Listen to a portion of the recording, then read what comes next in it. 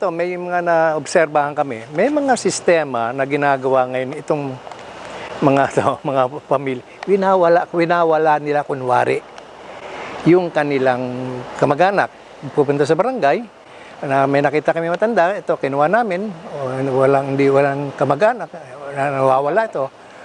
So ang barangay na ang magpapasok sa mga government or public mga ganyan. So dati may ganun kami dito Tumatanggap kami ng ganyan. Pero isa kami sa mga nakahuli na may mga kamag-anak. Kasi parang ibinibigay yung responsibility mo sa kanya, ipapasa mo sa amin. Ganon. Yun, maraming gumagawa nun.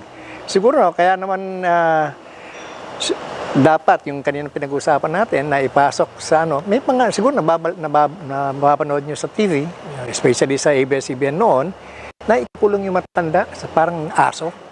Di ba? Parang aso. Kasi nandun na sa level ng matanda na talagang demented na. Pag nakawala yun, pag nakalabas yun, mawawala na yun. Full episode out now.